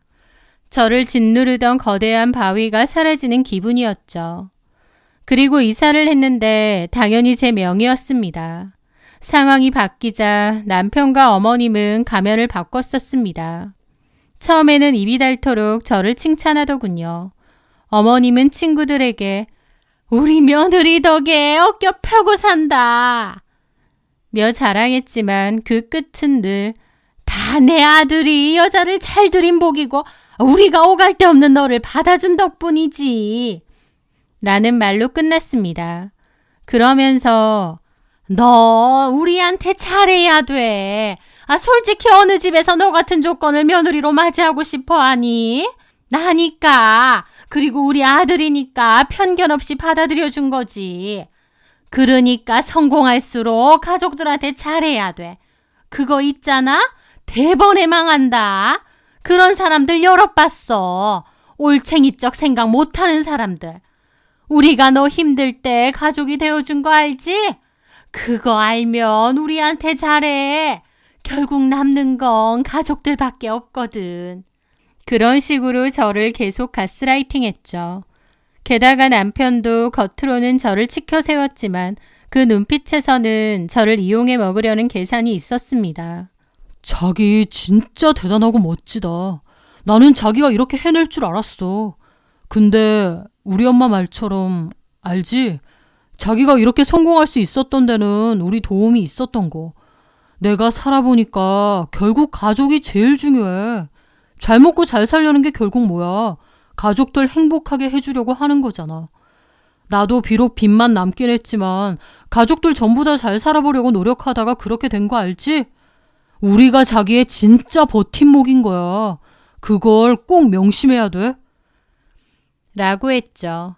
어머님과 남편의 저런 말들을 신물이 나게 들으면서 제 마음으로도 그래 돈도 많이 생겼으니 가족들한테 잘하자. 미우나 고우나 결국 내 가족들 아니냐 생각했죠. 그런데 갈수록 그러한 것들은 당연한 요구로 바뀌었습니다. 영숙이 엄마는 아들이 신상백 사줬다는데 나는 언제쯤 며느리 덕 좀 보려나. 나도 사장 남편인데 이 정도 시계는 차줘야 체면이 살지 않겠어? 그러면서 노골적으로 저에게 요구하는 것이 늘어났고 심지어 어머님 사는 집 전세금까지 제가 해주었습니다. 고마운 게 아니라 당연한 건 줄 알더라고요. 그 후에도 남편에게는 가장의 체면을 세워줄 고급차를 사주었고 어머님에게는 명품관 VIP가 될 수 있는 카드를 쥐어주었습니다. 하지만 그들의 욕심은 끝이 없었습니다. 용돈은 매달 정해진 날짜에 입금해야 하는 월급이 되었고 금액이 조금이라도 줄면 사업이 어렵냐며 비아냥거렸습니다. 저는 잠자는 시간을 쪼개가며 필사적으로 일했지만 제가 번 돈은 그들의 사치를 위한 땔감이 될 뿐이었습니다. 그 집에서 저는 더 이상 아내이자 며느리가 아니었습니다. 말 잘 듣고 돈 잘 버는 현금 인출기일 뿐이었죠. 저는 그들에게 가족이 아니라 그들의 허영심을 채워줄 수단일 뿐이라는 생각이 갈수록 들었습니다. 그 오랜 기간 저를 덮고 있던 가스라이팅에서 조금씩 벗어나고 있었던 거죠. 그러다 마지막 인내심이 무너지는 순간이 찾아왔습니다. 결혼 생활 10년, 명절의 시작은 언제나 시댁이었습니다. 남편은 그게 당연한 순서라고 했고 저는 군소리 없이 따랐죠. 그래서 돌아가신 엄마 산소는 늘 뒷전이었습니다. 장모님은 돌아가셨잖아. 산 사람은 챙겨야지. 그래, 맞다. 죽은 사람보다 살아있는 시부모부터 챙기는 게 도리 아니냐? 예전에는 싸우기 싫어 넘어갔지만 어느 순간 더 이상 참고 싶지 않아지더라고요. 그래서 설날을 앞두고 남편에게 통보했습니다. 이번 설엔 우리 엄마 산소부터 갈 거야. 당신이랑 애도 같이 가. 뭐라고? 우리 엄마 알면 난리나. 이제 순서는 내가 정해. 싫으면 당신 혼자 시댁 가. 난 알아서 갈 테니까. 제 단호한 태도에 남편은 입을 다물었습니다. 설날 아침 저는 딸의 손을 잡고 엄마의 묘로 향했습니다. 정성껏 음식을 올리며 절을 드리자 오래된 죄책감이 조금은 씻겨 내려가는 듯 했습니다. 하지만 시댁에 도착하자마자 어머님이 고래고래 소리를 질렀습니다. 너 지금 뭐 하자는 거야? 시어미 말은 개똥으로 들어? 간이 배 밖으로 나왔어? 왜 거기 먼저 가? 당연히 시댁 먼저 와야지. 어머님, 10년이면 저도 할 만큼 했습니다. 이게 그렇게 잘못인가요? 뭐? 너 돈 좀 번다고 눈에 뵈는 게 없구나. 네, 맞아요. 제가 여태까지 너무 바보같이 살았던 것 같아요. 제 말이 끝나자 시어머니는 눈이 뒤집혀 제게 달려들며 손을 치켜들었습니다. 그 순간 제 안에서 무언가가 끊어졌습니다. 저는 시어머니의 손목을 낚아채며 차갑게 말했습니다. 그만하세요. 저도 더는 안 참습니다. 저는 시어머니의 팔을 밀었고 바닥으로 나가떨어진 시어머니를 남편이 부축했습니다. 무슨 짓이냐고 소리를 지르면서요. 저는 그들을 보며 코웃음을 치며 선언했죠. 똑바로 들으세요. 돈 버는 사람은 나고 내 돈 쓰고 싶으면 내 말 들으세요. 그게 싫으면 이혼이고요. 남편과 어머님은 입이 뜨악해지더군요. 당신 미쳤어? 이혼이라니! 미친 거 아니고 이제야 제정신이야. 생각해보니 참 어이없네. 내가 왜 죽어라 벌어서 어머님하고 당신 사치 부리는 거 메꿔줘야 해? 내가 어리석었던 거지. 너무 늦게 깨달은 거야. 나 더 이상 그런 짓 안 해. 결정해. 앞으로 내가 모든 의사결정할 거고 내 얘기 듣고 잠자코 지내면 이혼까진 안 해. 근데 그게 아니라면 바로 이혼이야. 저는 남편을 노려보며 말했습니다. 제가 아주 미쳤나 보다. 와, 진짜 돈 좀 번다고 사람을 이런 식으로 무시해? 더럽고 치사해서 정말. 야, 네가 벌면 얼마나 벌었고 우리한테 뭐 얼마나 해줬다고. 라는데 어처구니가 없어서 웃음이 막 나더라고요. 제가 여기서 뭐 얼마나 더 해줘야 되는데요? 그렇게 생각하셨어요? 팔자에도 없는 온갖 사치 다 누리게 해줬는데 그렇게 생각하신 거죠? 좋습니다. 그러면 아쉬운 거 없겠네요. 물론 저도 마찬가지고요. 이혼하고 남남하면 되겠어요. 뭐야? 여보! 기생충 같은 당신들과 더는 엮이고 싶지 않네요. 저는 그 말을 끝으로 딸과 함께 집을 나왔습니다. 그리고 돌아오자마자 바로 움직였죠.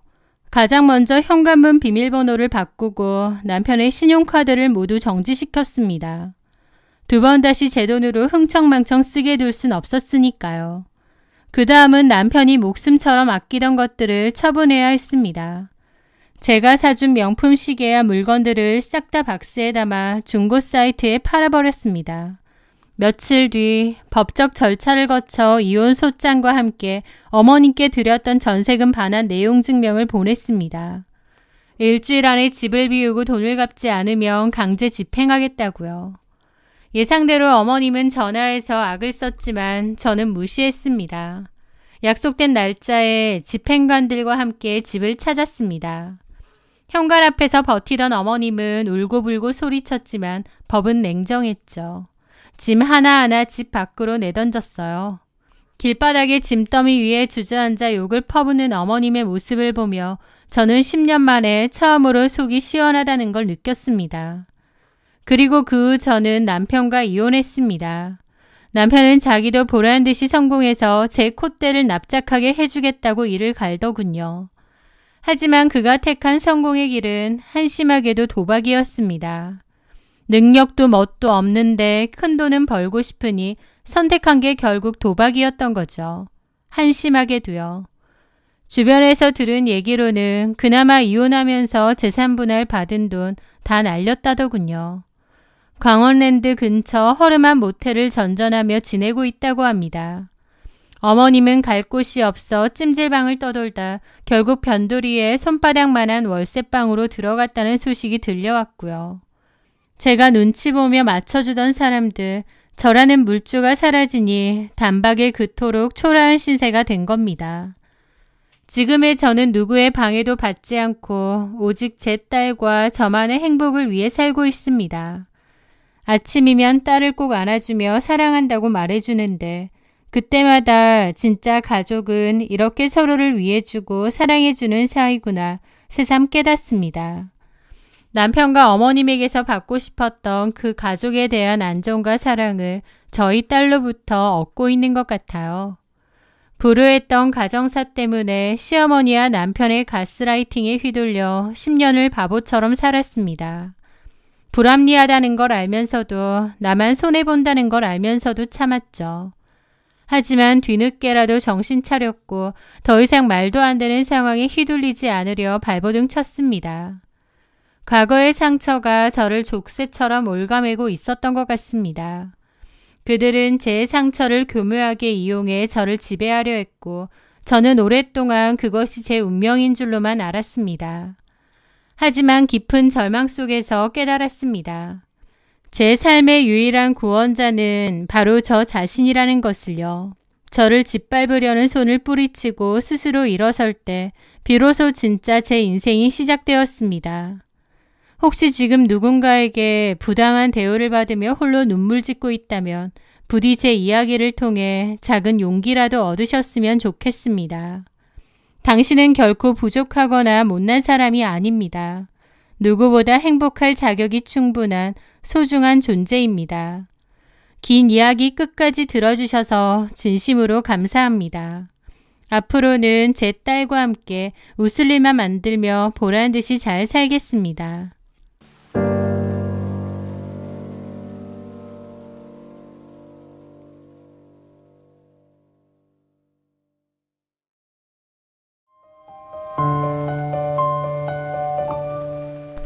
안녕하세요. 저는 딸 하나, 아들 하나 연년생으로 키우고 있는 30대 여자입니다. 저는 직장 생활도 하고 있는 워킹맘인데요. 워킹맘이신 분들은 다 아시겠지만 하루하루가 정말 바쁘고 정신없이 흘러갑니다. 아이도 키워야 되고 매달 나가는 대출에 카드값 생각하면 돈도 열심히 벌어야 하죠. 저희는 특히나 결혼할 때 양가에서 지원을 하나도 받지 않았어요. 지원을 받기는커녕 오히려 어머님이 혼자시고 노후 준비가 안 되어 있으시다 보니 생활비나 용돈도 매달 조금씩 드리고 있습니다. 저는 남편과 결혼할 때 서로 모아놓은 돈에서 대출을 받아 집을 마련했었어요. 그 대출금에 아이 둘까지 키우고 어머님 생활비도 보탬이 돼야 되다 보니 늘 빠듯하고 여유가 많지 않았죠. 오죽하면 저도 만사까지 출근하고 출산 후 휴가 3개월 빼고는 회사를 쉬어본 적이 없을 정도로요. 6시까지는 회사에서 일을 하고 아이들 어린이집에 데리고 와서는 밥 먹이고 씻기고 9시까지 놀아주고 그리고 아이들 재우고 나서 10시부터는 반찬도 만들고 밀린 집안일도 하고 또 컴퓨터를 이용해 온라인 부업까지 합니다. 그러다 보면 새벽 1시쯤 돼서 들어가 자는데 너무 피곤하다 보니 잘 때는 거의 초주검으로 자곤 하죠.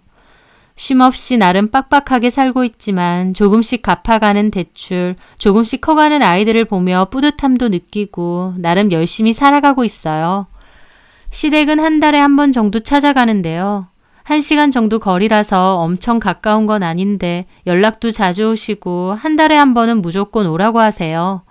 평일 내내 바쁘고 정신없다 보니 주말만큼은 남편하고 번갈아서 애보면서 하루 정도는 푹 쉬고 싶기도 한데 어머님이 성화를 하시니 일부러 시간을 내서 꼭 갔다 오곤 합니다. 그렇게 하루 가면 오전 일찍 가서 저녁까지 먹고 늦게 돌아오고요. 가면 남편이야 소파에 드러누워 TV 보고 있지만 저는 그렇게 할 수 있나요? 식사 준비하는 거 돕고 어머님 집안일 좀 거들어드리고 또 어머님 얘기하시는 거 내내 들어드리면서 맞장구 치고 말씀도 되게 많으시거든요. 남편은 형이 2분이나 더 계시고 2분 다 결혼하셨거든요. 그래서 저한테는 형님도 2분이 있어요. 근데 꼭 형님들과 저를 부를 때는 같이 오라고 안 하시고 한 주씩 번갈아서 오라고 하십니다. 주말에 적적하시다고요. 하여튼 바쁜 와중에 한 달에 한 번 정도는 꼭꼭 찾아가고 기념일이나 행사도 챙기고 매달 생활비랑 용돈도 드리고 제 나름대로는 그래도 어머님을 챙긴다고 챙긴 거죠. 어머님 성에는 못 찰지언정요. 그러다가 곧 아버님 제사가 다가왔습니다. 시댁은 명절 2번에 아버님 제사 1번, 총 3번의 제사상을 차려야 하는데요. 제사가 있기 며칠 전에는 장 보는 것 때문에 한번 부르시고요. 또 제사 전날에는 제사 음식을 만들어야 되니 오라고 하십니다. 제사 전날이 되면 일 마치고 부랴부랴 시댁으로 가는데 가면 형님들도 오세요. 그러면 애들은 방에서 TV 틀어서 앉혀놓고 형님과 저는 주방과 거실에 둘러앉아 제사 음식을 준비합니다. 저희 어머님은 제사 음식 가짓수도 엄청 많고 양도 엄청 많이 하십니다. 그러다 보니 어머님, 형님 2분, 저 다 같이 붙어서 해도 거의 자정까지 음식만 만들다가 녹초가 될 정도였죠.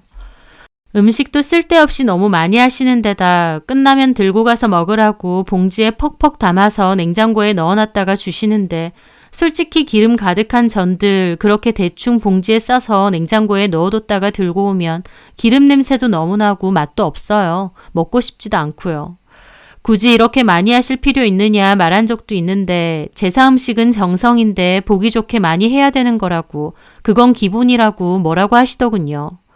조금 먹는 것 빼곤 다 음식 쓰레기 되는데 그게 왜 기본이고 정성인지 모르겠지만요. 그렇게 저도 불만이 있었고 형님들도 불만이 있었습니다. 그렇게 시간이 흘러 그날은 아버님 제사 전에 장 봐야 된다고 다 같이 모인 날이었습니다. 형님들은 아주버님들 없이 형님들만 오셨고 저는 아이들은 친정에 맡겨놓고 남편이랑 같이 시댁에 갔습니다. 남편이 마트랑 시장 가는 거 운전해 주기로 했거든요. 남편은 딱 그것만 합니다. 음식하거나 준비하는 건 일체 돕는 거 없고요. 형님들도 다 직장에 다니시다 보니 이렇게 모이는 것 자체도 너무 부담이고 피곤한 일이었어요. 어머님께 직접적으로 말은 안 해도 이미 불만도 많으셨고요. 하지만 굳이 어머님께 말하실 생각은 없어 보이시길래 제가 맏며느리는 아니지만 총대를 메고 말하기로 했습니다. 어머님이 장봐올 거 주시면서 갔다 오라고 하시길래 제가 말씀드렸죠. 어머님, 근데 이번에 성균관에서 간소화된 차례상 공개한 거 보셨어요? 그게 뭔데? 차례상 표준안이라는 걸 발표했는데요. 막 기름진 음식 쓰는 게 예법이 아니래요. 홍동, 백선이, 조율, 이신이 그런 건 원래 없는 표현이고요. 제 말에 어머님 표정이 확 굳어지시더라고요. 그래서? 음식 가짓수는 최대로 9개면 족하다면서 송편하고 나물, 김치랑 과일, 술 이 정도만 놓아도 된다네요. 저희도 이참에 제사상을 좀 간소화해보는 게 어때요? 솔직히 전날부터 다 모여서 음식 차리는 것도 좀 힘들고 버려지는 음식도 많고 또 준비하는 비용도 보통이 아니잖아요. 그 말에 어머님 코웃음을 팍 치시는 겁니다. 너 그런 건 어디서 또 들었니? 기사에 떴던데요. 자주 하는 것도 아니고 1년에 고작 3번이야. 그것도 하기 싫어서 잔머리를 굴리니? 잔머리가 아니라 형님들도 다 낮에 일하시고 힘든데 굳이 이렇게까지 제사상을 거하게 차릴 필요가 있나 싶어서요. 좀 간소하게 해도 의미만 있으면. 너나 가르쳐? 네? 가르치는 게 아니라 우리 집 정도면 제사 많은 것도 아니야. 나랑 친한 친구네 집은 1년에 제사만 9번이야. 우리 집이 그렇게 하든? 끼케야 명절 때 2번, 너네 아버님 제사 1번. 겨우 3번 갖고 못하겠다고 그런 소리라니? 제 딴에는 다 같이 편하자고 말씀을 드린 건데 어머님은 길길이 화부터 내시더라고요. 솔직히 제사 음식 준비할 때 어머님도 내내 힘들다는 말만 하시고 좀 하시다가 허리 아프다고 들어가시면 결국 저랑 형님에게 다 맡기시거든요. 본인도 그렇게 힘들어하시면서 이걸 굳이 계속 이어나가야 되는 게 이해가 안 되더군요. 그래서 제가 그랬죠. 어머님, 너무 그렇게 생각하지 마시고요. 음식 가짓수랑 양이 줄어든다고 그 마음까지 적어지는 건 아니잖아요. 형님들도 다 일하시고 바쁜 거 아시잖아요. 1년에 3번밖에 안 된다고 하시지만 사실 저희 입장에선 부담스럽고 피곤하거든요. 바쁘긴 뭐가 그렇게 바쁜데. 회사 다니는 거 그게 뭐라고. 옛날엔 더 했어. 이제는 시대가 많이 바뀌었잖아요. 절에다가 아예 제사 맡기는 집도 많고. 나는 그렇게 안 했어. 그리고 너는 막내가 돼서 며느리 3명 중에 네가 제사상 제일 덜 차렸다. 그랬는데 그거 조금 해놓고 하기 싫어서 벌써부터 머리 굴리니? 제사상 그렇게 소홀하게 차리면 벌 받아. 어디서 대충 차리자느니 그딴 소리야. 근본도 없이. 너네 집에선 그렇게 하고 너네 엄마는 그렇게 하니? 너는 네 딸한테도 그런 식으로 가르칠 거야? 그 순간 저도 확 열받더라고요. 가만히 있는 저희 엄마는 왜 건드리시나요? 참고로 저희 부모님은 기독교시고 따로 제사 안 지냅니다. 저도 결혼 전까지만 해도 명절 때는 집에서 쉬거나 가족끼리 간단하게 나들이 갔었고요. 그때만 해도 명절은 저에게 곧 쉬는 날이었어요. 하지만 결혼하고 나서 제사에 명절 음식에 시달리다 보니 명절 자체가 너무 지긋지긋하고 싫어지더라고요.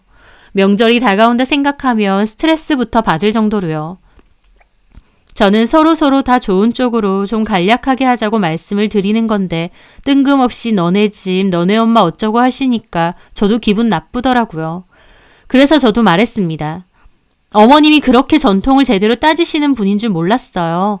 근데요, 어머님, 그렇게 전통을 중시하시는 분이신데 왜 저희 결혼할 때 집은 안 해주셨어요?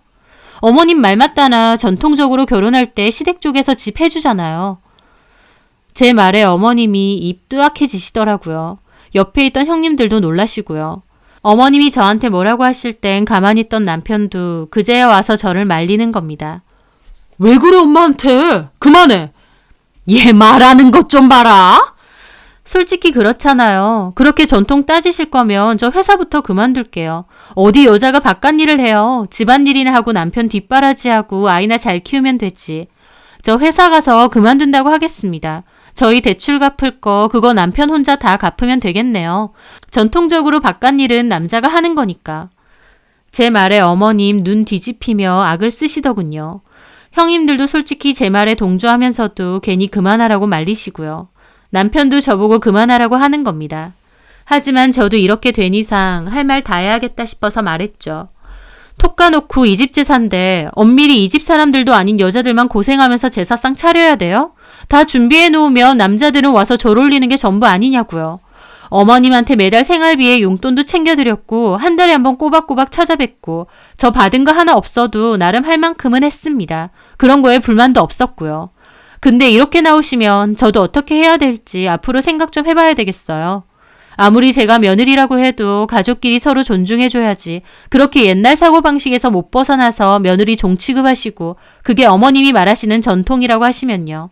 저 앞으로 명절이고 제사고 참석 안 하겠습니다. 야! 어머님 제 말에 기막혀 하시면서 방방 뛰시더라고요. 남편도 옆에서 그런 말이 어딨냐고 사과하라고 소리 지르고요. 형님들은 어머님만 말리고 있었습니다. 저는 제 가방 챙겼습니다. 그 와중에도 어머님은 저한테 욕하시면서 네가 그렇게 잘났냐, 시어머니한테 저러는 미친 며느리가 어딨느냐, 내가 오래 살다 보니 별일을 다 겪는다며 고래고래 소리 지르시고 그 와중에 주걱도 던지셨어요. 저는 현관문을 나서면서 어머님께 한 말씀 했죠. 네 딸도 그렇게 가르칠 거냐고 하셨죠? 아니요. 제 딸한테는 이런 학습 안 물려줄 거니까 걱정하지 마세요. 그렇게 저는 나와서 그냥 택시 타고 집에 왔습니다. 저도 심장이 벌렁거리고 손발도 후들거리더라고요.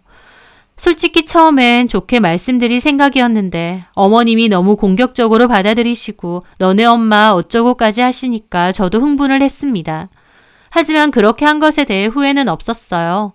저는 그렇게 친정에 들러 아이들 데리고 집으로 돌아왔고 남편은 그날 늦은 밤 집으로 돌아왔죠. 그리고 저한테 따지는 겁니다. 꼭 그런 식으로 얘기를 했어야 되느냐고. 엄마 기분 안 상하게 좋게 애둘러서 말할 수도 있는 것을 저 그렇게 나가고 엄마 너무 기막히고 분해하시면서 눈물까지 흘리셨다면서요. 그러길래 저도 그랬죠. 여태까지 수많은 명절과 제사 지내오면서 당신은 수저 한번 놓아본 적 있어?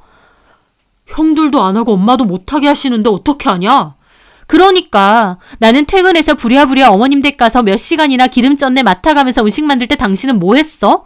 방에서 자거나 소파에 들어누워 TV 보고 있었지. 아주버님들하고 수다 떨면서. 너네 집 제사인데 며느리들 부려먹는 건 아주 당연하게 생각했지? 다 그렇게 살아. 너만 왜 이렇게 유난인데? 그렇다고 시어머니한테 쌩난리 친 게 잘한 거야? 내가 못할 말 했어? 어머님 그렇게 전통 중시하실 거면 내 말 맞다나 집도 해주셨어야지. 필요할 때만 전통이야? 나 이번 제사 안 가. 제사도 안 가고 명절에도 안 갈 거야. 혼자 갔다 와. 그리고 끝까지 내가 심했다 어쩐다 할 거면 나는 우리 관계도 다시 생각해 볼 거야. 남편도 한숨을 푹푹 내쉬고는 자리를 뜨더라고요. 제사 치르고 오면 녹초가 되는데 그럴 때마다 침대에 드러누워 쿨쿨 자고 있는 남편 보면 화딱지 날 때가 한두 번이 아니었습니다. 불합리하다 생각해서 얘기한 건데 어머님한테 대들었다는 이유로 저를 저렇게 취급하니까 기분 상하더라고요. 남편이 그 뒤로도 저한테 막무가내로 어머님께 사과해라 어쩐다 하면 저도 진짜 안 참을 생각도 있었어요. 하지만 남편은 그 뒤로는 그 문제에 대해 이야기하지 않더라고요. 그렇게 곧 제사가 다가왔고 저는 어머님께 말한 대로 참석하지 않았습니다. 남편은 그날 제사 혼자 갔다 와서는 저한테 그러더군요. 당분간은 집안일에 참석할 필요 없고 시댁에 갈 필요 없다고요. 남편도 저한테 삐쳤는지 뚱한 얼굴로 그렇게 말했지만 저는 냉큼 알겠다고 했습니다. 그 후 큰형님에게 연락이 왔더라고요. 그날 너무 속 시원했고 잘했다고요. 자기가 맏며느리니까 총대 메고 얘기했어야 되는데 못했다고 제가 대신 말해줘서 고맙다고 하셨어요. 큰형님은 회사가 좀 늦게 마치는 편인데 여태까진 일부러 반차까지 쓰고 가서 제사 준비를 하셨었대요. 얼마 있지도 않은 귀중한 반차까지 써가면서 몇 시간 허리도 못 펴고 튀김에 전 부치고 있노라면 진짜 현타 왔었다고 하시더라고요. 그러면서 이번 제사는 이미 지나갔으니 다음 명절 때는 형님이 다시 얘기하겠다고 하셨습니다. 동서 말대로 간소화해서 차리자고요. 근데 어머님이 또 거절하시면 그때는 본인도 둘째 형님도 앞으로의 명절과 제사에 다 불참할 거라고 말씀드릴 거래요. 그러면서 저한테 간소화하자고 말씀 잘 드렸다고 케이크랑 커피 기프트콘 보내주시더라고요. 아주버님들과 남편은 제가 어머님을 들이받았다 생각해서 저를 괘씸하게 생각하는 것 같은데 자기들이 한 번이라도 제대로 제사 음식 준비해보고 그런 소리를 했으면 합니다. 만약 자기들이 준비해보면 오히려 나서서 간소화하자고 아니면 절에 맡기자고 했을걸요. 남편하고는 그 뒤에 좀 냉랭하긴 했지만 그래도 시간이 지나고 나서는 전과 똑같아졌어요. 무조건 많이 그리고 화려하게 준비한다고 조상을 기리는 마음이 진심인 건가요? 간소화 될지언정 그 마음만 제대로면 그게 더 중요한 게 아닌가 싶습니다. 여자들 며느리만 죽어나는 허례의식 가득한 제사상이 아니라 간소화된 차례상이 보편화되어서 오히려 가족끼리 명절을 잘 즐기는 게 더 나은 게 아닌가 싶습니다. 제 사연 들어주셔서 감사합니다.